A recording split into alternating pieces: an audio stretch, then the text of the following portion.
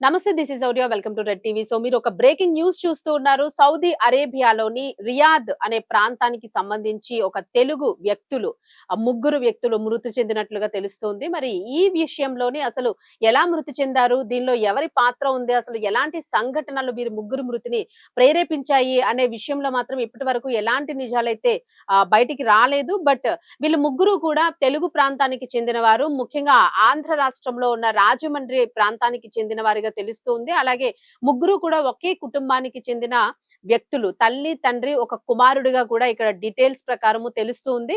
So వీరికి సంబంధించి అసలు ఎలా మృతి చెందారు? ఏం జరిగింది అసలు? ఈ ఘటన అక్కడున్న తెలుగు వారందరినీ కూడా, సో వీళ్ళందరూ కూడా ఒక ప్రాంతంలోని సెటిల్ గా ఉన్న తెలుగు వారు ఉన్న ప్రాంతంలో ఉన్నారు. సో ఆ ప్రాంతంలోని ఉన్న తెలుగు ప్రజలందరినీ కూడా ఒకేసారి ఉలిక్కి పడేలాగా చేసింది.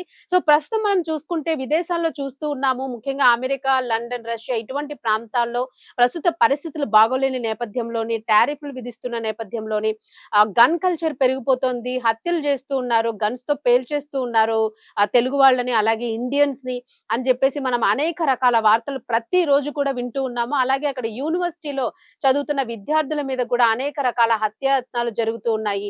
అలాగే అక్కడున్న పరిస్థితులకు తట్టుకోలేక అనేక మంది ఆత్మహత్యలు కూడా చేసుకుంటున్నారు. సో ఈ ఉదంతాలు క్రైమ్ రేట్ అనేది చాలా వరకు పెరుగుతోంది అనేది తెలుస్తుంది విదేశాల్లోని. సో సేఫ్టీ అనేది లేదు అనేది కూడా అర్థమవుతుంది. అయితే కొంతమందికి మాత్రము ఫైనాన్షియల్ స్టేటస్ ఇష్యూస్ గూడా ఉంటూ ఉన్నాయి. సో ఈ రకంగా గూడా కొంతమంది ఆత్మహత్యలు చేసుకుంటున్న పరిస్థితులైతే వెలుగులోకొస్తూ ఉన్నాయి. ఏది ఏమైనప్పటికీ కూడా విదేశాల్లోని ఒక రూపాయి సంపాదించుకొని సంతోషంగా సెటిల్ అవుదాం మళ్ళా భారతదేశానికి వెళ్లి, లేదా అక్కడే అనుకునే వారికి మాత్రము నిజంగానే నిరాశే మిగులుతోంది ఆ కుటుంబ సభ్యులకి. ఏదో ఒక రూపంలో మృత్యువు వాళ్ళని కాటేస్తోంది అనేదైతే అర్థమవుతుంది. అయితే ఇక్కడ చూసుకుంటే సౌదీ అరేబియా ప్రాంతంలో జరిగిన ఈ ముగ్గురి మరణాల వెనుక అసలు ఏం జరిగింది? ఎందుకు వీళ్ళ ముగ్గురు ఒకే కుటుంబానికి చెందిన వీళ్ళ ముగ్గురు మరణించాల్సొచ్చింది? ఎవరైనా చంపారా? లేకపోతే ఆత్మహత్యనా? హత్యనా? సో ఈ డీటెయిల్స్ అన్నీ గూడా మనకక్కడ ప్రభుత్వం నుంచి వచ్చిన డీటెయిల్స్ ఏమున్నాయి? సో ఇవన్నీ గూడా ఒకసారి మనం చూసుకుంటే సౌదీ అరేబియాలో ఊహించని ఘటన చోటు చేసుకుంది. ఓ భారతీయ టీనేజర్ తల్లిదండ్రులను చంపి ఆపై అతడు కూడా ఆత్మహత్య చేసుకోవడం కలకలం రేపింది. రాజధాని రియాద్ సిటీలో ఈ ఘటన వెలుగు చూసింది. తెలుగు రాష్ట్రాలకు చెందిన వారు ఎక్కువగా ఈ ప్రాంతంలో నివాసం ఉంటారని, ఆ ఏరియాలోనే ఈ ఘటన చోటు చేసుకోవడం ఒక్కసారి అందరినీ ఉలిక్కి పడేలాగా చేసింది. రాజమండ్రికి చెందిన రవి, శ్రీదేవి అనే ఇద్దరు దంపతులకు ఒక కుమారుడు ప్రభాకర్.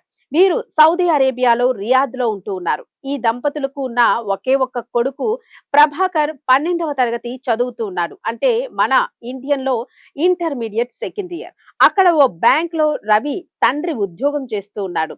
భార్య శ్రీదేవి అంటే ప్రభాకర్ తల్లి ఒక పాఠశాలలో ఉపాధ్యాయురాలిగా పనిచేస్తోంది. ఇక వారి కొడుకైన ప్రభాకర్ స్థానిక భారతీయ పాఠశాలలో 12వ తరగతి చదువుతూ ఉన్నాడు. ప్రస్తుతం సిబిఎస్ పరీక్షలను రాస్తూ ఉన్నాడు.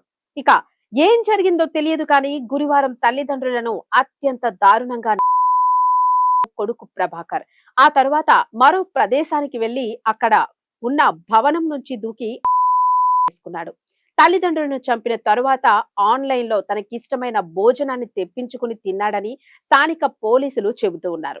భోజనం తరువాత చేసుకున్నట్లు అక్కడ లభించిన ఆధారాల ద్వారా తెలుస్తోందని పోలీసులు చెప్తున్నారు. ఈ ఘటన గురించి తెలియగానే రియాద్ లో తెలుగు ప్రజలు తీవ్ర దిగ్భ్రాంతికి గురయ్యారు. రవి ఫ్యామిలీ ఎప్పుడూ కూడా ప్రతి అకేషన్ లను అందరితో కలిసిమెలిసి ఉండేవారని, ప్రభాకర్ తల్లి తండ్రి కూడా ప్రతి ఒక్కరితో ఎంతో కలిసికట్టుగా ఉండేవారని, ప్రభాకర్ కూడా పిల్లలతో ఆటల్లో పాటల్లో చక్కగా మెలిగేవాడని అక్కడ స్థానికులు, సెటిల్ అయిన ఎన్ఆర్ఐలు చెబుతూ ఉన్నారు. కేసుకు సంబంధించిన అన్ని వివరాలను సేకరించే పనిలో పడ్డారు అక్కడి పోలీసులు. ఏపీలోని వారి బంధువులకు అక్కడి పోలీసులు సమాచారం ఇచ్చినట్లుగా తెలుస్తోంది. సో ఇది సౌదీ అరేబియాలో జరిగిన ఘటనకి సంబంధించి అసలు ఎందుకు హత్య చేశాడు ఏంటి అనే డీటెయిల్స్ అయితే మాత్రం ఇంకా తెలియరాలేదు. దీనికోసం అక్కడ ఉన్న ప్రభుత్వం అయితే మాత్రము పూర్తి స్థాయిలోన విచారణ అయితే కొనసాగిస్తూ ఉంది. వాళ్ళు ఉన్న ఇంటిని, అలాగే వాళ్ళ ఆఫీస్ ని, అలాగే వాళ్ళకున్న బంధువుల్ని, ఫ్రెండ్స్ ని, అక్కడ సెటిల్ అయిన ఎన్ఆర్ఐస్ ని ప్రతి ఒక్కరిని కూడా అనేక రకాల ప్రశ్నలు అడుగుతూనే ఉన్నారు. అబ్బాయి మెంటాలిటీ ఎలా ఉండేది, అసలు తల్లిదండ్రులు ఎలా ఉండేవాళ్ళు, వాళ్ళిద్దరూ కూడా పేరెంట్స్ ఇద్దరు కూడా వాళ్ళ ఆర్థిక పరిస్థితి ఎట్లా ఉండేది? వాళ్ళు చేస్తున్న జాబ్స్ ఏంటి? ఏదైనా ఆర్థిక కారణాల వలన ఒత్తిడి పెరిగి ఇలా చేసుకున్నారా? లేదు ప్రభాకర్ వాళ్ళని ఇంత కర్కశంగా హత్య చేయడానికి వెనుక ఏదైనా ఇంకా ఇతర కోణాలు ఏమైనా ఉన్నాయా? అంటే మెంటల్ స్టేబిలిటీ ఎలా ఉంది ఆ అబ్బాయికి సంబంధించి? లేదు ఇంకెవరైనా ప్రేరేపించారా దీనికి సంబంధించి? సో ఇలాంటి అంశాలన్నింటి మీద కూడా అక్కడ స్థానిక పోలీసులు పూర్తిగా దృష్టి సారించినట్లుగా తెలుస్తుంది. మరి దీనికి సంబంధించి మరిన్ని డీటెయిల్స్ అయితే రావాల్సి ఉంది. అలాగే మృతి చెందిన వారి ముగ్గురి బాడీస్‌ని గూడాను ఎలా తరలించాలి భారతదేశానికి, కుటుంబ సభ్యులకి ఎలా అప్పగించాలి, ఆఫ్టర్ పోస్ట్‌మార్టం అలాగే ఇన్వెస్టిగేషన్ తరువాత మాత్రమే వాళ్ళని తరలించడానికి ప్రయత్నం చేసే అవకాశాలు ఇందులో ఎక్కువగా కనిపిస్తూ ఉన్నాయి. మరి ఏ రకంగా తరలిస్తారు? అలాగే కుటుంబ సభ్యులు దీని మీద రియాక్షన్ ఏంటి? సో ఈ డీటెయిల్స్ అన్నీ గూడా ఇంకా రావాల్సి ఉంది. సో మరిన్ని లేటెస్ట్ అప్‌డేట్స్ కోసం చూస్తూనే ఉండండి రెడ్ టీవీ.